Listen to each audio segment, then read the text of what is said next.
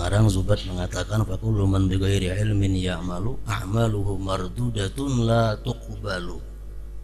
Ujar syarahnya menjelaskan la tasihhu. Tiap-tiap orang yang beramal tanpa ilmu, amalnya ditolak dan tidak diterima. Maksudnya la tasihhu, tidak sah. Lihat dalam syarah Zubat Mawahibus Samad dan seumpamanya. Jadi ilmu dasar ibadah pertama. Yang kedua yang berkaitan dengan ibadah itu adalah qabulul ibadah, diterimanya ibadah. Karena setiap ibadah yang sah belum tentu diterima oleh Allah Subhanahu wa ta'ala. Makanya ibadah ini sesuatu yang rumit, sesuatu yang sulit, sangat perlu kepada i'anah daripada Allah. Perlu pertolongan Allah. Makanya iyyaka na'budu wa iyyaka nasta'in.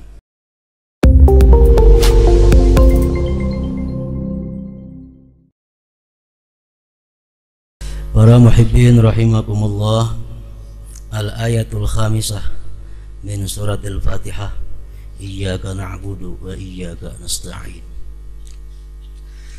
Ayat yang kelima dari surat Fatihah ialah iyyaka na'budu wa iyyaka nasta'in. Hanya kepada Engkau kami menyembah, hanya kepada Engkau kami beribadah, hanya kepada Engkau kami mengabdi, hanya kepada Engkau kami taat dan patuh. Iyyaka na'budu wa iyyaka nasta'in, dan hanya kepada Engkau kami minta pertolongan dalam melaksanakan ibadah dan segala hal lainnya.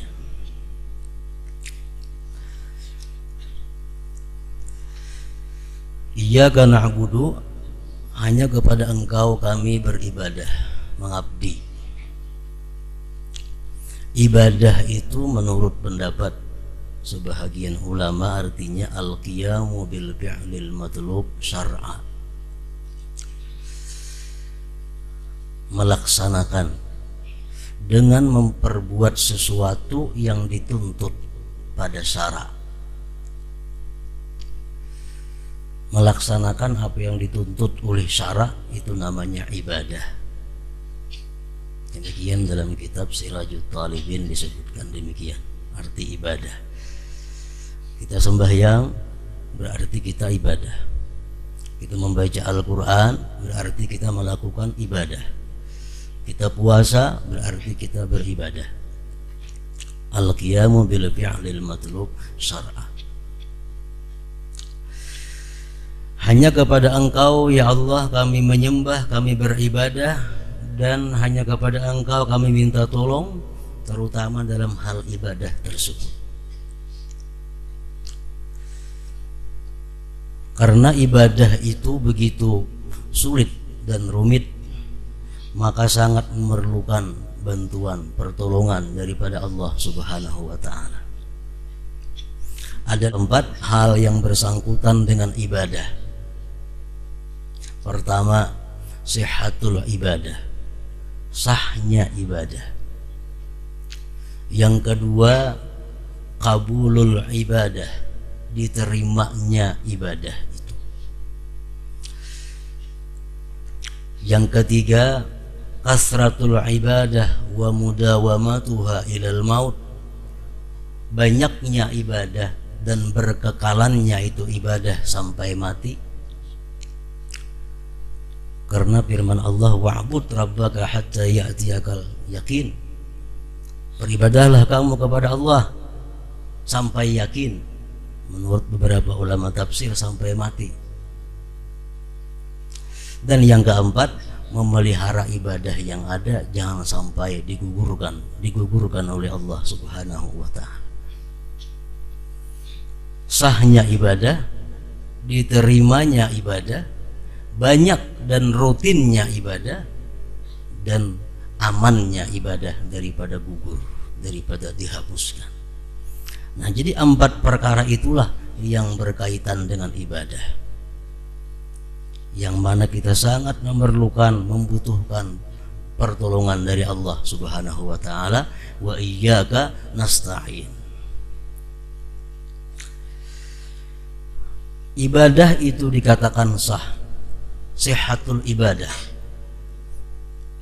Yang pertama diketahui adalah sahnya ibadah itu ilmu.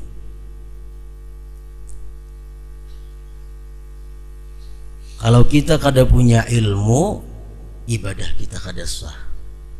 Walaupun ibadah kita pas dengan yang sah. Al-ilmu bi fardiyatil ibadah wal ilmu bi kaifiyatil ibadah. Ilmu dengan kefarduan ibadah atau ilmu dengan cara ibadah itu merupakan pokok yang pertama agar ibadah itu sah. Pertama, ilmu tauhid. Ilmu mengetahui siapa yang kita sembah. Ilmu mengetahui siapa yang kita ibadati. Rasulullah sallallahu alaihi wasallam bersabda, qalilul amal yanfa'u ma'al ilmi billah wa katsirul amal la yanfa'u ma'al jahli billah. Sedikit amal cuma kita tahu dengan Allah itu bermanfaat. Banyak amal tapi kita jahil dengan Allah tidak ada manfaatnya. Jadi ilmu tauhid yang perlu diketahui. Yang kedua, ilmu fikih, ilmu cara-caranya. Kalau kita lihat kitab-kitab fikih, mulai yang rendah sampai yang tinggi, yang kecil sampai yang besar. Misalnya wudu, syarat sah wudu apa? Al-ilmu bi fardiyati wa kaifiyati. Tahu dengan kefarduannya, tahu cara-caranya. Syarat sah sembahyang, tahu dengan cara-caranya, tahu dengan kefarduannya. Syarat sah zakat, semuaan ibadah itu syarat sahnya adalah ilmu.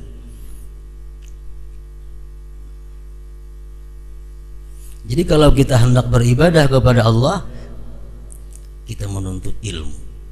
Apa hukumnya kita menuntut ilmu? Tergantung ibadah yang akan kita lakukan. Kalau ibadah yang kita lakukan sunat, sunat menuntut ilmunya. Ibadah yang wajib akan kita lakukan, wajib kita mengetahui ilmunya, mengetahui caranya. Jadi sihhatul ibadah, sahnya ibadah itu pertama adalah berilmu. Orang naik haji kada punya ilmu, kada sah haji. Apapun ibadah mesti dasarnya adalah ilmu.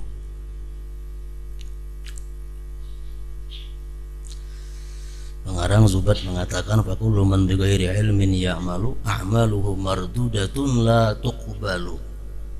Ujar syarahnya menjelaskan la tasihhu. Tiap-tiap orang yang beramal tanpa ilmu, amalnya ditolak dan tidak diterima. Maksudnya la tasihhu, tidak sah. Lihat dalam syarah Zubat Mawahibus Samad dan seumpamanya. Jadi ilmu dasar ibadah pertama. Yang kedua yang berkaitan dengan ibadah itu adalah qabulul ibadah, diterimanya ibadah. Karena setiap ibadah yang sah belum tentu diterima oleh Allah Subhanahu wa taala. Makanya ibadah ini sesuatu yang rumit, sesuatu yang sulit, sangat perlu kepada i'anah daripada Allah. Perlu pertolongan Allah. Makanya iyyaka na'budu wa iyyaka nasta'in. Kabulnya ibadah, diterima ibadah. Kayak apa caranya supaya ibadah kita itu diterima oleh Allah? Itu perlu kita ketahui juga, pelajari juga kayak apa ibadah kita ini supaya diterima oleh Allah, supaya bisa menjadi bekal kita di akhirat nanti. Al-Ghazali mengatakan di dalam kitab Ihya Ulumuddin adalah at-taubah, tobat.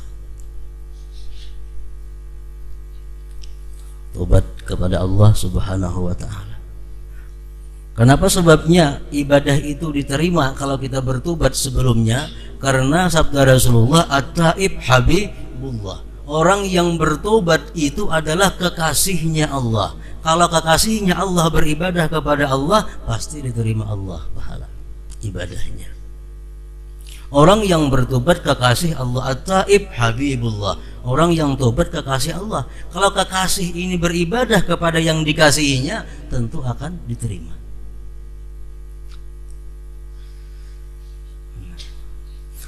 Mafhum daripada itu sabda Rasulullah, al-musir baghidullah. Orang yang mengekali perbuatan dosa, orang yang selalu tidak tobat daripada dosanya adalah murka Allah, dimusuhi Allah, dimarahi Allah.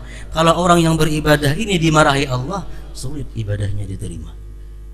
Nah, jadi tobat kepada Allah itu merupakan asas pondasi, asas tarik, pondasi jalan kita untuk menuju Allah, tobat. Kalau kita masih, mulut kita masih mengucap yang haram, tapi kita kada bertobat kepada Allah, maka ibadah kita selanjutnya tidak akan diterima oleh Allah. Seluruh anggota tubuh kita yang melakukan maksiat kepada Allah lalu beribadah kepada Allah tanpa dimulai dengan tobat terlebih dahulu, tidak diperkenankan oleh Allah. Allah berfirman dalam Al-Quran, innama yataqabbalullahu minal muttaqin. Allah hanya menerima orang-orang yang takwa kepadanya. Jadi tobat kepada Allah. Makanya sebelum sembahyang disuruh kita berwudu. Wudu itu artinya apa? Bukan hanya mensucikan zahir daripada hadas, tapi dikehendaki dengan wudu itu adalah sucinya diri kita daripada dosa-dosa kepada Allah dan kepada makhluknya. Nah, sehingga dengan itu wudu kita sembahyang, kita orang yang bersih, sembahyang kita berkenan oleh Allah Subhanahu wa taala. Tobat agar ibadah itu diterima.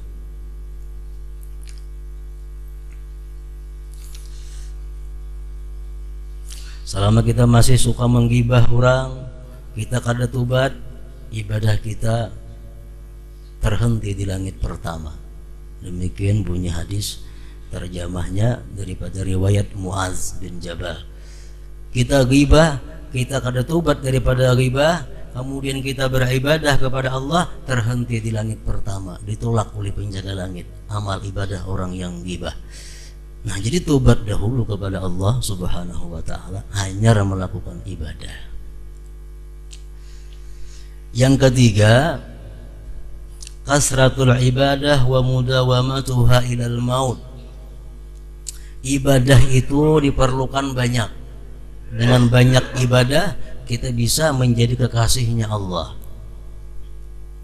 Memperbanyak ibadah dan mengekalkan ibadah itu ilal maut, sampai mati. Nah, ini yang jadi permasalahan kita adalah memperbanyak ibadah dan merutinkan ibadah itu sampai ilal maut. Kayak apa caranya supaya kita kawa beribadah itu banyak, beribadah itu bisa rutin, misal tiap malam dibaca. Ada uzur dikada di waktu lain. Membaca Quran rutin. Nah, itu artinya selalu, itu yang paling disukai oleh Allah Subhanahu wa taala. Ahabbul a'mal ilallah adwamuha wa in qalla. Allah sangat suka ibadah yang kekal walaupun sedikit, tapi rutin. Nah, jadi alangkah bagusnya kalau banyak dan rutin. Kayak apa caranya supaya kita kau banyak beribadah dan rutin itu? Para ulama ahli suluk memberikan jalan. Pertama, at-tajarrud anid dunya, menyisihkan diri daripada dunia. Menyisihkan diri daripada dunia. Selama kita masih sibuk mengurusi dunia, selama masih sibuk kita mengurusi perdagangan, sibuk mengurusi pertanian, sibuk mengurusi peternakan, macam-macam, kita kada akan bisa banyak beribadah dan kada bisa rutin. Baca Yasin, tabarak, mbah maghrib itu rutin. Tapi kalau orang pedagang awalnya rutin, karena seminggu 2 kali belabuh ke Banjar, datang pukul 10 ke rumah, pagat mbah maghrib itu. Pagat. Orang jadi pejabat awalnya rutin, kada kawa. Kenapa? Karena ada rapat, cuma rapat itu ini. Awalnya rutin membaca amalan, kada kawa. Kalau hendak amalan itu banyak dan rutin, pertama tajarrud anid dunia, menyisihkan diri daripada dunia. Maksudnya dunia yang membuat kita lupa, lalai kepada Allah Subhanahu wa ta'ala. Jadi dunia ini bukan hanya mengganggu ibadah kita, bahkan dunia ini bisa justru membuat kita kepada hal-hal yang dimurkai Allah Subhanahu wa ta'ala. Ada sedikit di antara kita orang yang kada sembahyang karena sibuk dengan usahanya atau dengan urusannya. Ada sedikit orang yang meninggalkan sembahyang berjamaah karena sibuk urusan dagangan dan urusan lain-lainnya. Semua itu dunia yang menghambat banyaknya ibadah dan rutinnya ibadah itu.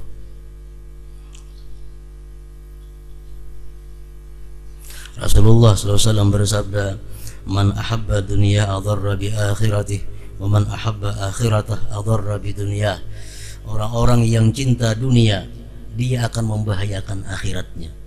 Orang-orang yang cinta akhirat akan mengganggu dunianya. Nah, mana kita pilih? Rasulullah menyambung, fa'athiru ma yabqa ala ma yafna. Pilih yang abadi, tinggalkan yang fana. Artinya apa? Apabila ada ibadah kita ini berbetulan dengan urusan dunia, mana yang kita pilih? Ku tutup toko, kawa sembahyang berjamaah, tapi langganan bukahan. Ku buka toko, ku layani orang benukar lawan aku, kada ke masjid sembahyang berjamaah. Bila dua itu berlawanan, Rasulullah menyatakan fa'athiru ma yabqa ala ma yafna. Bila kada ma'asin Rasulullah, kada selamat manusia. Bila kada ma'asi lawan Rasulullah, kada bakal selamat.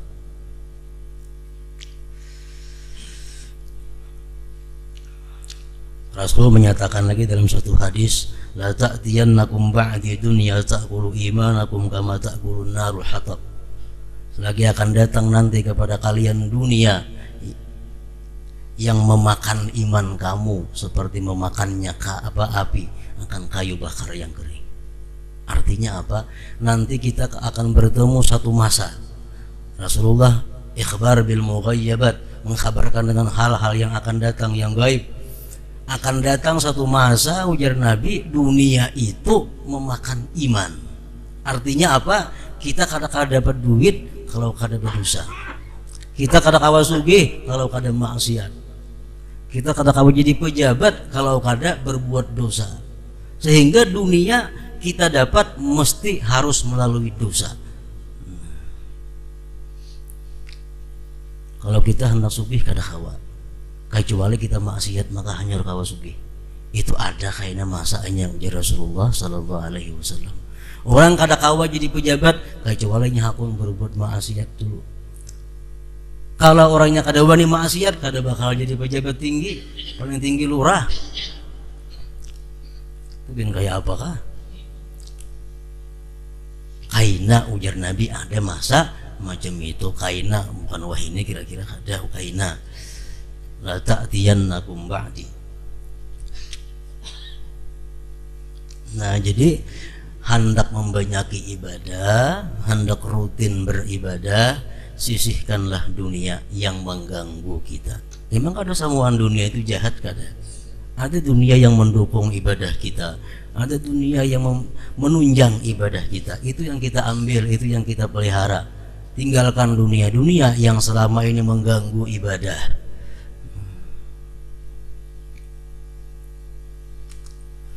Menyisihkan diri daripada dunia ini adalah sesuatu hal yang sulit. Makanya kita perlu iyyaka nasta'in, hanya kepada Engkau minta pertolongan.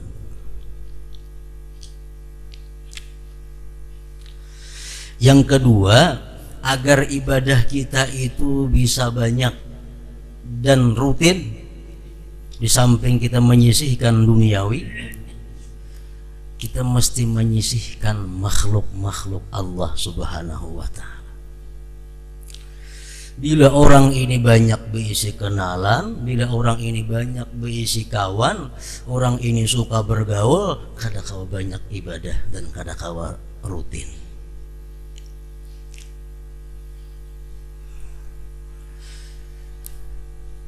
Kita menggibah orang sebab kita bergaul. Kita ria sebab kita bergaul. Kita sombong mungkin dengan sebab kita bergaul. Bila kita banyak bergaul, banyak kenalan, hari ini ada undangan di sana, jam ini ada seruan di sini, jam ada baca lagi bacaan aur menulaki seruan. Kenapa? Kebanyakan kenalan, kebanyakan patuhan. Sehari 4-5 puting undangan nang ditulaki. Kada kau lagi banyak beribadah kepada Allah dan kada kau rutin.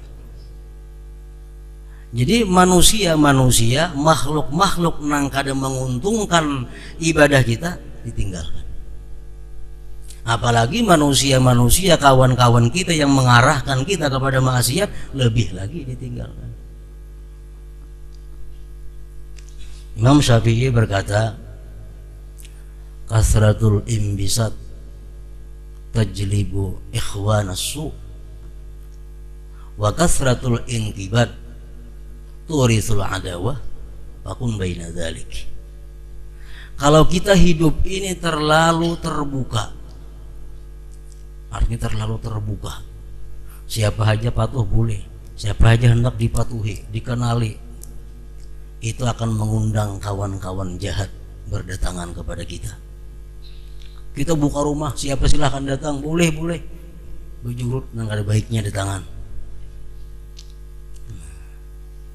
Ujar Imam Syafi'i. Tapi kalau kita terlalu inqibat, terlalu tertutup, turisul adawah, itu menimbulkan permusuhan, kebencian. Kada terima tamu, tutup sama sekali. Itu bisa membawa kepada adawah. Fakun baina dzalik, jadilah engkau di tengah-tengah itu.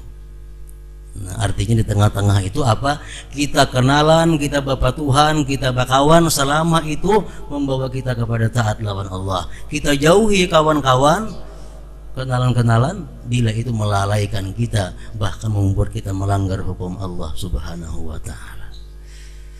Nah, yang kedua, supaya banyak ibadah, supaya rutin adalah sisihkan makhluk-makhluk yang kadang menguntungkan.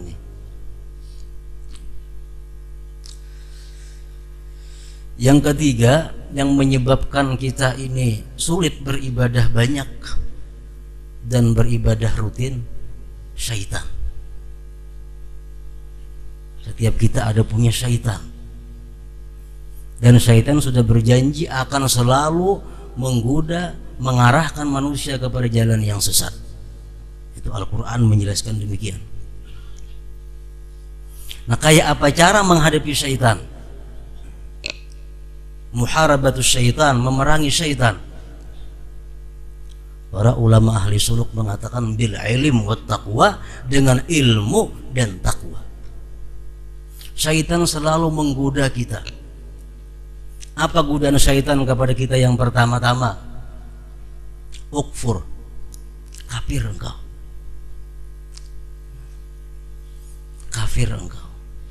Syaitan itunya kada menyuruh langsung pengecam kafir, kada dimintu. Cuma kita disuruh syaitan ini meniru gaya hidup putungan orang kafir.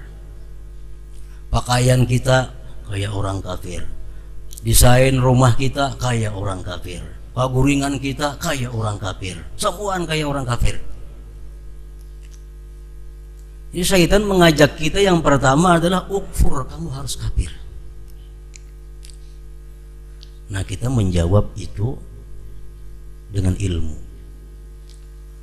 Inna dina indallahil Islam. Agama itu yang diridhai di sisi Allah hanya satu, Islam. Jadi syaitan akan mengajak aku kepada kafir, kada kawa. Aku sudah yakin agama yang benar itu adalah Islam. Inna dina indallah Islam.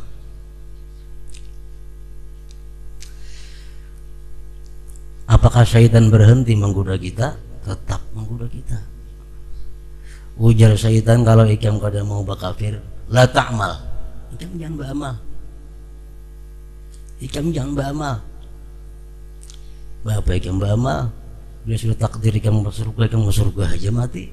Mulai ikam takdir ke neraka, walaupun ikam kayak beramal, tetapi ini ikam suul khatimah matinya. Kada usah beramal, la ta'mal. Nah, ilmu kita menjawab itu adalah, wahai syaitan, inna li rabba, aku punya Tuhan yang menciptakan aku, yang memberi rezeki selalu kepadaku, memberikan perlindungan kepadaku. Tuhan itu wajib aku sembah, Tuhan itu wajib aku ibadah kepadanya, Tuhan itu wajib aku taati. Aku ke surga mati kada jadi masalah, ke neraka kada masalah, cuma aku taat kepada Allah. Syukran ala ni'ami, karena aku syukur atas segala nikmat yang diberikannya. Itu barangkali bisikan-bisikan itu ada dari syaitan kepada kita. Beramal,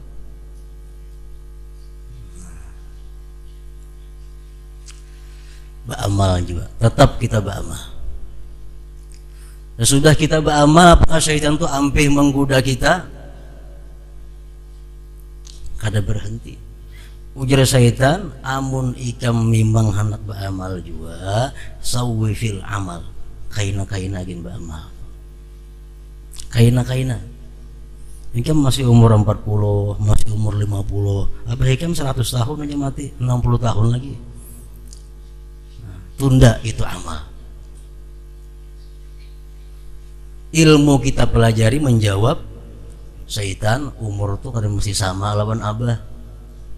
Abah 100 tahun hanya mati, aku bisa mati isuk 41 tahun.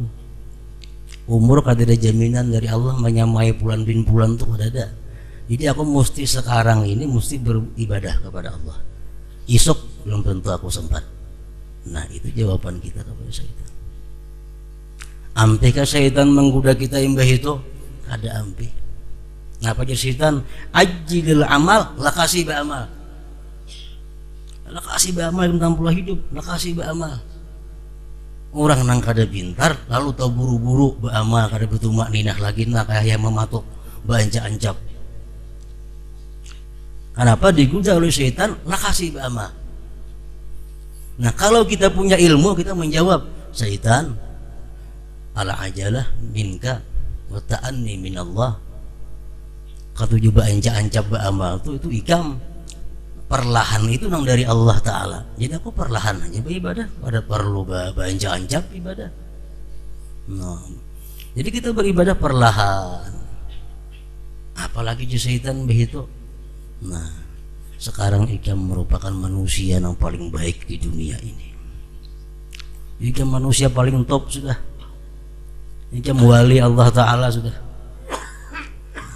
Syaitan mengkritiki hati kita supaya kita ini jadi orang yang sombong, supaya jadi orang yang ria. Nah, syaitan kadang akan habis-habisnya menggoda kita. Yang penting ilmu ada dan takwa untuk memerangi syaitan.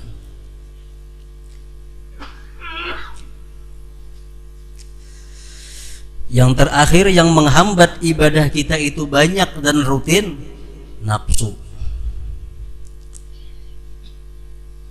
Nafsu kita ini kada katuju, awak kita sakit.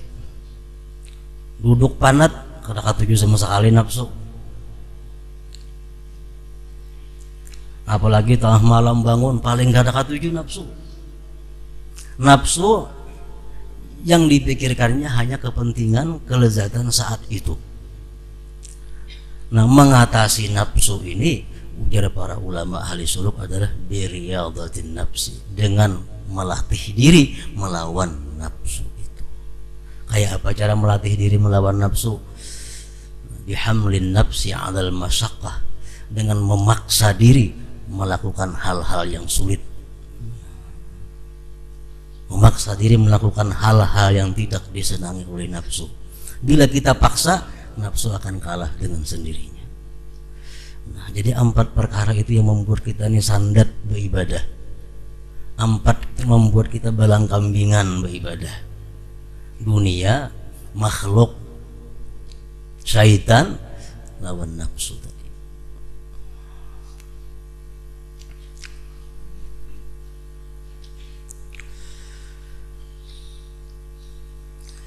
Bila sudah kita kawa menyisihkan dunia yang mengganggu kita, menyisihkan makhluk yang membuat kita lalai, kita bisa memerangi syaitan, bisa menekan hawa nafsu kita bisa beribadah dengan banyak dan rutin.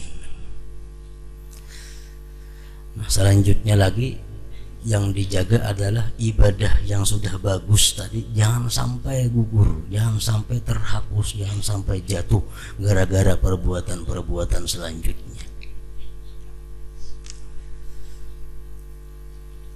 Apa yang menyebabkan ibadah kita itu jatuh, gugur? Pertama, riddah, murtad.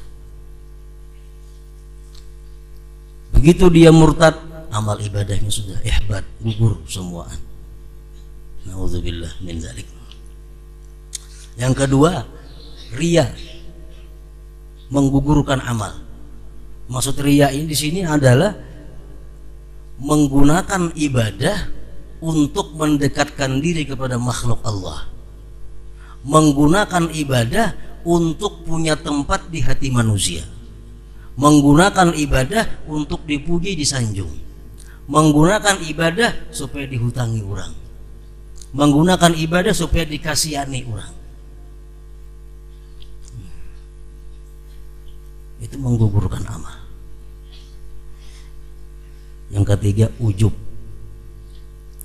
merasa beramal dari kekuatan, kepandaian, kecerdikan diri sendiri, lupa bahwa itu anugerah Allah Subhanahu wa ta'ala. Bila kita sembahyang atau melakukan ibadah yang sulit, kita kawa melakukan, kita bisa melakukan, mudah sesudahnya datang ujub. Bila kita kadalakas mengembalikan bahwa itu adalah kita lakukan karena adanya taufik hidayah dari Allah Subhanahu wa ta'ala. Yang keempat yang menggugurkan amal apa? An-nadamah, menyesal. Menyesal lah naik haji, habis tuku sepeda motor ada lagi. Menyesal naik haji, bulik motor kada lagi, rumah kada lagi, habis terjual. Menyesal, digugurkan oleh Allah Subhanahu wa ta'ala ibadah yang diakhiri dengan penyesalan, menyesal. Yang kelima, al-man wal adza, jika ibadah itu berupa sosial kepada masyarakat, gugur pahalanya bila mana kita melakukan man dan adza, menyebut-nyebut pemberian gitu, menyakiti hati orang yang diberi, menyakiti hati orang yang diberi, itu menyebabkan ibadah kita digugurkan oleh Allah Subhanahu wa ta'ala. Nah, para muhibbin rahimakumullah, makanya ibadah itu diletakkan di sini berkaitan dengan iyyaka na'budu wa iyyaka nasta'in. Hanya kepada Engkau kami beribadah dan hanya kepada Engkau kami minta pertolongan agar ibadah ini bisa sah, ibadah ini bisa diterima, ibadah ini bisa banyak, ibadah ini bisa rutin dan sampai hari kiamat nanti, sampai hari akhirat nanti. Iyyaka na'budu, hanya kepada Engkau kami mengabdi, wa iyyaka nasta'in, dan hanya kepada Engkau kami minta pertolongan. Itulah sebagian daripada kandungan ayat yang kelima dari surat Al-Fatihah